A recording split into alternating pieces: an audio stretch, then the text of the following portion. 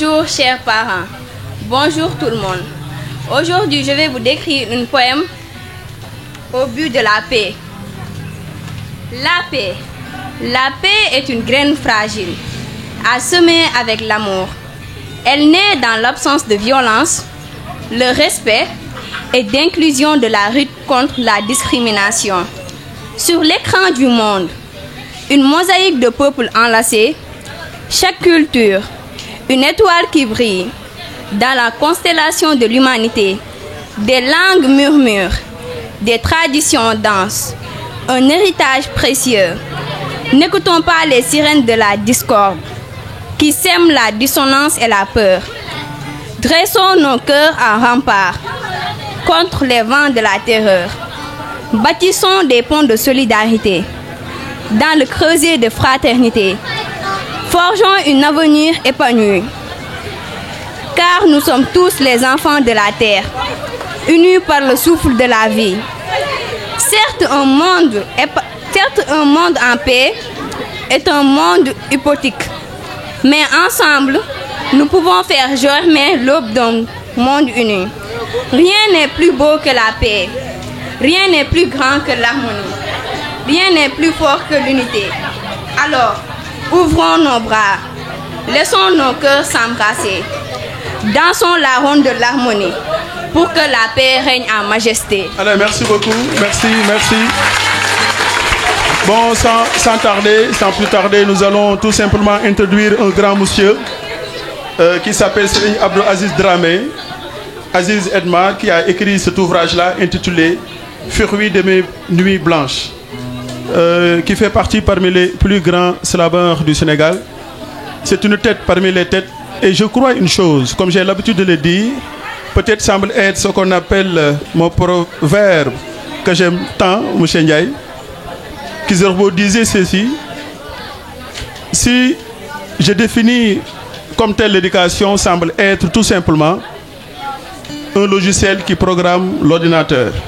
Et sans logiciel, l'ordinateur ne fonctionnera pas. C'est un plaisir d'être parmi nous. Donc, on va introduire M. Serigne Abdou Aziz Dramé. Tout de suite, on va enchaîner avec tout simplement notre chère panéliste, Mme Gueye, qui va nous présenter le thème de ce jour intitulé Une nation unie dans la diversité culturelle. M. Aziz, vous avez la parole.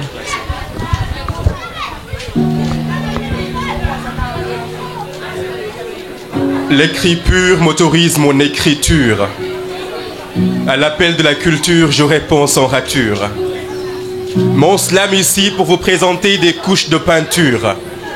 Des couches de peinture appliquées sur plusieurs murs que protège mon verbe, devenu une armure. Saluons les centenaires de Cheikh Anta et de Semben Ousmane pour plonger dans maïeutique, les arts et le patrimoine. Des vomissements, de successifs crachats, des courbatures et médicaments en achat ont annoncé brusquement ton départ. Les coups de pied furent dedans ton sport phare. 3 trimestres de souffrance, 9 mois d'espérance. Encaisser tes déplacements qui dérangeaient, papa s'est moqué de son ballon qui apparaît. Dépasser cette protectrice est une folie. Manquer de respect à cette éducatrice est une connerie. Lancer ses 5 doigts à cette cuisinière est tout sauf joli. Honorer cette ménagère, mais c'est réussir sa vie. Quand ta batterie est faible, elle devient le chargeur. Quand ta tête est morte, elle se proclame psychologue. Quand ta langue saigne, elle se déclare avocat. Quand vos yeux se croisent, ton cœur s'explose. Quand tu dors dans le noir, elle t'octroie la rose. Quand papa se réveille, son regard sert de dose. Quand ses soucis se multiplient, maman appuie bouton de pause. Quand père est heureux, mère est la cause. Quand tu devrais choisir, valorise-moi devant toute chose. C'est sûr que plus elle prend de l'âge, plus tu l'admireras davantage. Aimer une mère, soutenir une mère, c'est se télécharger davantage, s'infliger le courage, la puissance de franchir les barrages. Voilà ce que dit et dicte la divinité. Savoir Dieu est plus qu'important. Les textes informent qu'il demeure l'omnipotent. Devoir est pour nous de connaître le Tout-Puissant. Le Coran avoue qu'il reste l'omniscient. Croire progressivement en Allah et le médicament de là-bas, le provocateur des baptêmes. Dieu témoigne que je vous aime, la cause des deuils, le juge au grand œil, la raison de nos échecs et réussites, le procureur qui condamne l'illicite, le moteur de nos malheurs et bonheurs, l'unique thérapie contre la douleur, le seul capable de mettre nos souffles en trêve, celui qui prévient le bien et le mal par le biais des rêves, le chef au silence assourdissant, qui distingue le répréhensible de l'innocent, la voix infernale, il exhorte de ne point s'immiscer, attention aux corrections de la sentence épicée. Dans le monde tout entier, il n'existe qu'un seul Dieu. Suivre Mohammed le plus que pire, ordonne le miraculeux avant ce retour aux cieux. Le choix entre gauche et droite n'est pas un dilemme, vu que la première n'est que blasphème.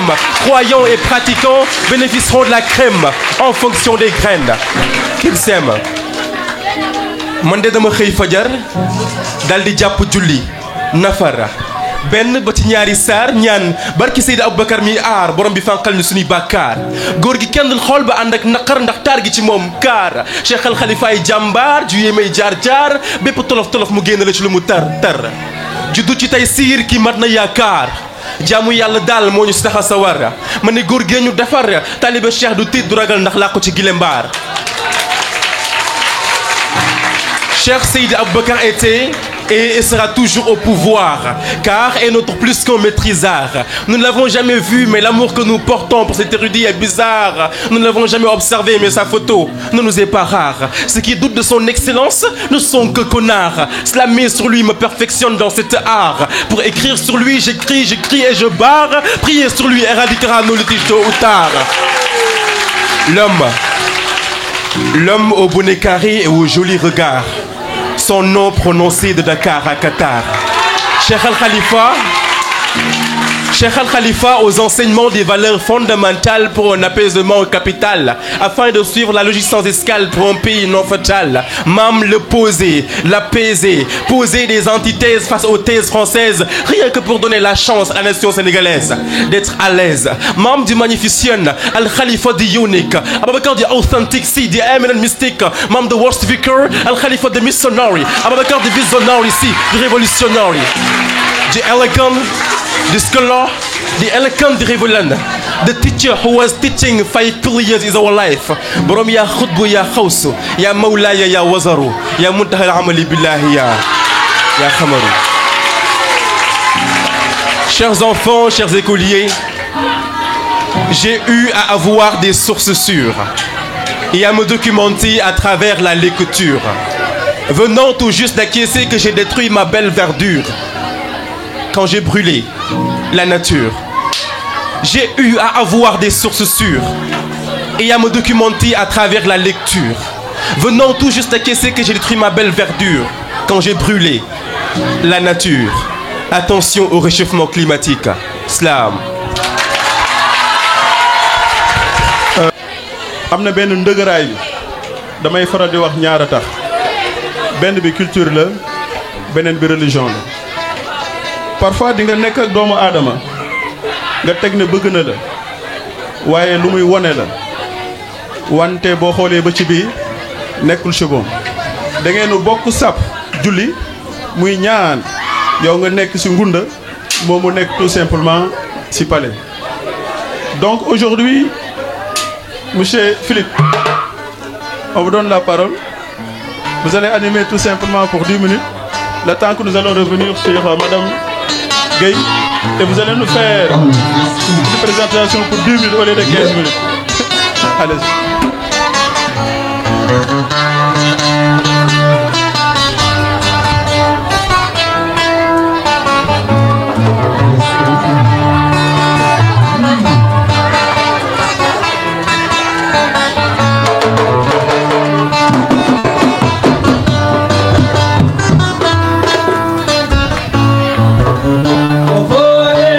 Jamaima,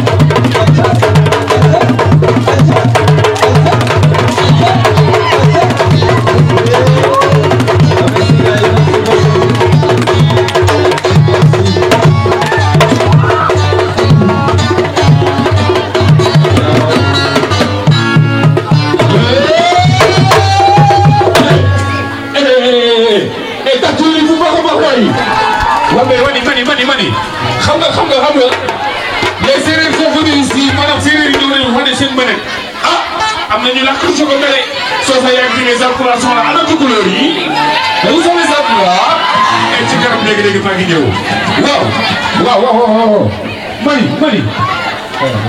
monsieur Faye oui ah dama ni est-ce que bëgg ngeen est-ce que vous êtes tombés tey bëgg ngeen tey et vous voulez ca kaw ma digg waay ca kaw ma digg waay monsieur Faye merci. On va revenir sur les choses sérieuses. Voilà, je pense qu'aujourd'hui on va recevoir Baye Fall, qui est aussi un slameur. Après, nous allons aborder tout de suite le thème qui va porter sur une nation unie dans la diversité culturelle. Donc, sans tarder, on va accueillir M. Baye Fall. Baye Fall,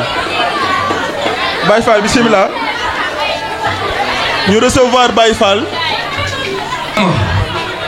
gane si àdduna ak ñaar fukki ba raam ngir sàkku xam-xam ba tey taxaw jël sama xalima di taalif ci ki ma yëlif s'il demande qui suis-je, dis-leur que je suis musulman, ce mec toujours souriant, cet homme qui travaille pour son fervent. Je suis Mouridullah, disciple de Borom Touba, l'homonyme de Cheikh Ibra. Je suis Baye Fall 1, talibé de Borom Digal, le chez nous prime.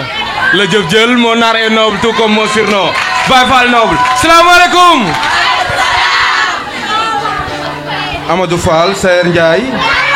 Baynaru Degen Fall, ma fay Yasin Dawal mu ci mbul. Issa Dieye Fati Penda Lat. Sukaabe Ngone Dieye Damel. Déthié Fandiogu Damel. Déthié Law Damel. Samba Yaya Fall, fils de Mam. Seynabou Ndiaye de Cheikh. Modou Rokhaya Fall, père de toute personne qui se disent Baye Fall, Abori Dial. Lamp bi Bamba Taal, leeral nga dine ni yaay. Kamal. Il était une fois, Dieu nous a envoyé sur terre un homme hors pair.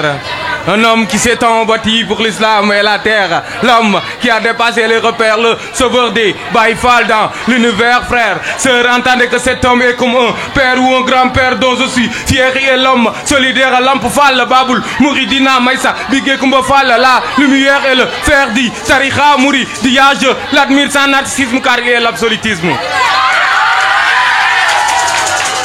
Entendez que cet homme, M. Ndiaye, cet homme est mon homonyme. Mon âme, mon arme et ma flamme, c'est lui qui nous a montré les normes de Cheikh Khadim. Lamp Fall a éclairé la vie des hommes anormaux. Grâce à Boridjal, les Baye Fall sont au service d'Allah. Ils se réveillent en disant Alhamdulillah, nourrissent de la ilaha illallah et montrent leur joie.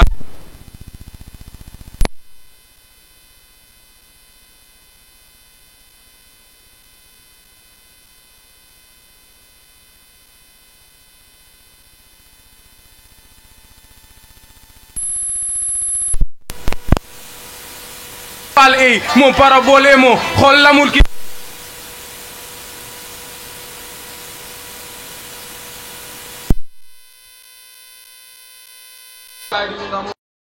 ñun dañ koy sant boy ruko esprit d'un voyant cœur d'un croyant une vie Baye Fall ma BFN léegi jërëjëf Serigne Touba jaaraama maam Cheikh Ibrahima Fall jaajëf jërëjëf Baye Fall xaar ma fëgal la bien vrai que ab ceddoo laa nag mais tey moom nangu naa doon Baye Fall.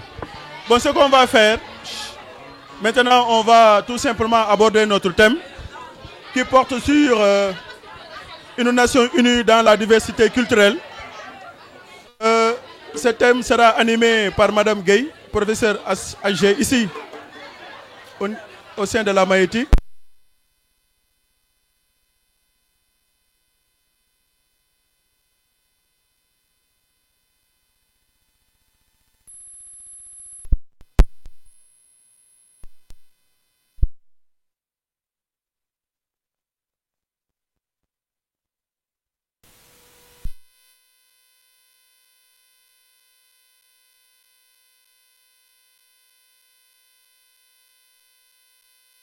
Battu sur ces valeurs.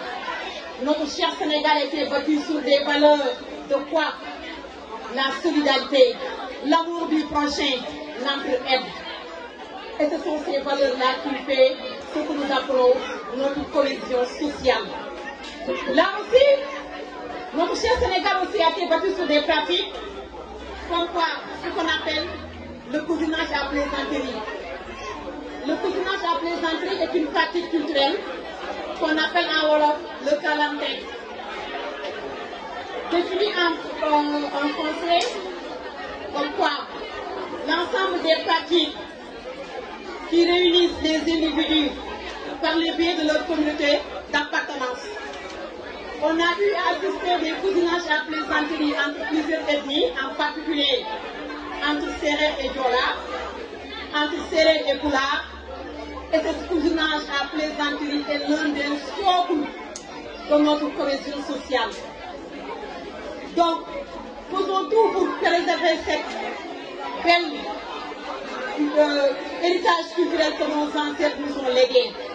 Nous, la génération d'aujourd'hui, nous ne devrons pas détruire cette belle diversité culturelle, encore moins la rendre moins importante par rapport aux autres. Parce que c'est cette diversité culturelle-là qui fait de notre cher Sénégal une nation différente parmi tant d'autres. Je voulais aussi évoquer sur un fait aussi qui fait partie des éléments de notre cohésion sociale, qui est quoi? La diversité religieuse. Nous sommes une nation où il y a 90% de la population sont des musulmans. Donc cela veut dire que plus de la moitié de la population sont des musulmans. Cela n'a pas empêché ce qu'on appelle un dialogue interreligieux. Il n'y a pas eu un événement au Sénégal où il n'y a pas une collaboration entre musulmans et chrétiens. Dans tous les événements, on assiste à une collaboration entre musulmans et chrétiens.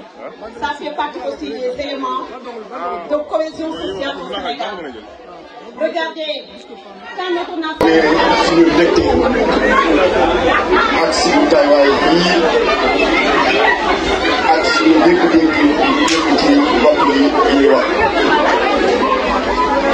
donte ne jotaay bii man dama koy tuddee jotaay yu diine donte daara ndax soloy kalante mooy jaamu yàlla soloy kalante mooy bëggante waaye soloy kalante mooy jëflante dañu ne yàlla suñu borom subhanahu wa taala bu fekkee am na lu koy mulloo ci kaw suuf mooy ñaari kal yi kaf kon kalante lu am solo la comme suñu yaay bi ñu doon wax ci làkku tubaab mooy ñi dal yenn réew yi daluñu waaye ñu koy gërëmee suñu kilifa diine yi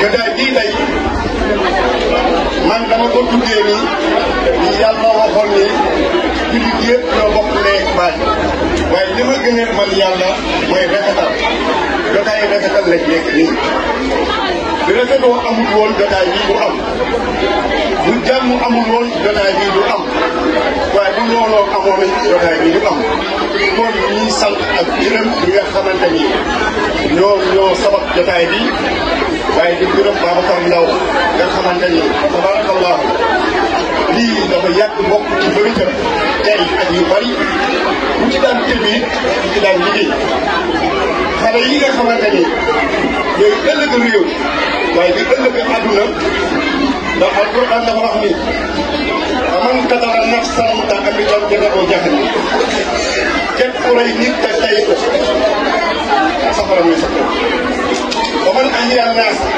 képp ku dundal benn doomi aadama da nga dundal adduna bi yëpp ndaw ñu leen di dénk li mooy nit ñi mooy sax ko xam-xam talabul ilmu fariidatun li kulli muslimina wal muslimat nee na sakku xam-xam farata la waxul ni sunna la waxul ni bu la neexee nga def ko dafa ne farata la nit ki nag sa farata dem koy joote ndax farata dafa dem ba dugg ci boo ko deful am bakkaar kon tey yéen ñii yéenay ëllëgu Sénégal waaye yéenay ëllëgu mag ñi kon yal na yàlla barkeel ñëpp yal na yàlla jàppale ñëpp yal na yàlla suturaal ñëpp asalaamaaleykum wa rahmatullah. nekk suñu bàyyi ci Diop lu ma wax am na solo léegi li ñu def xam naa dañuy yaatal géew bi rek dañuy yaatal géew bi dañ koy yaatal bu baax a baax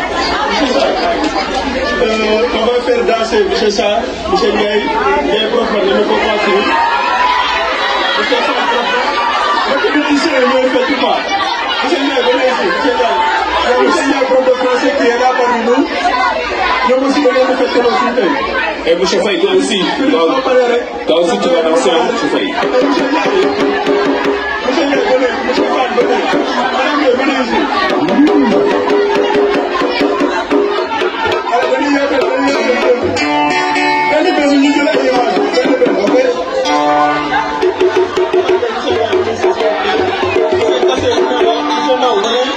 On va faire danser, monsieur Ndaw, vous allez danser avec nous aujourd'hui. Monsieur Ndaw, s'il vous plaît, madame, vous fermez les yeux. Vous pouvez fermer vos yeux. Monsieur Ndiaye, venez, madame Ndiaye, venez là, s'il vous plaît. Oui, monsieur Kassé,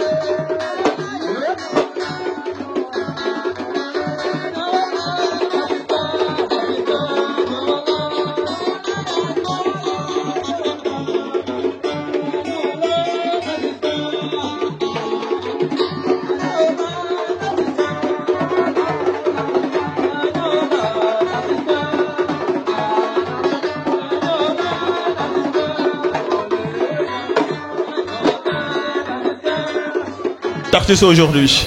C'est une fierté pour moi. Maintenant, je peux dire qu'effectivement, nous sommes des collègues. Moi, je suis un petit sociologue et toi, le grand sociologue. Merci sans plus tarder. Donc, on va tout simplement appeler une de nos élèves, Sokhna May, qui va venir nous faire un poème sur la paix. Sokhna.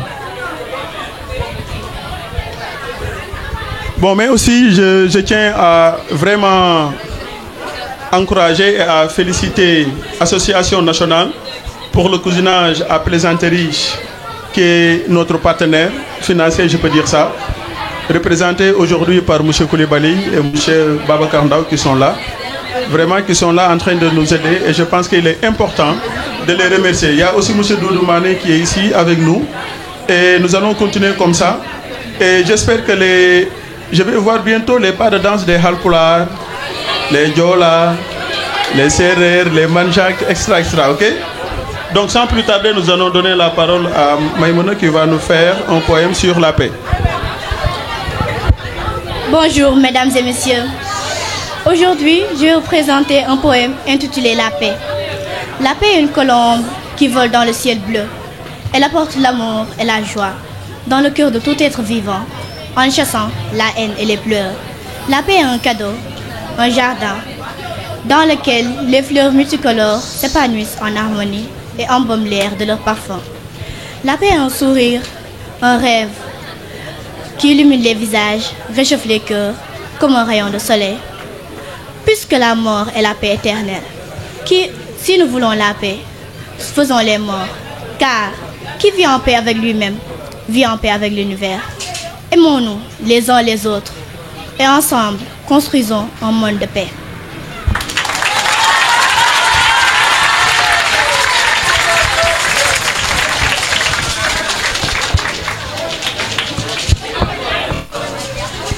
Merci beaucoup, Sorna.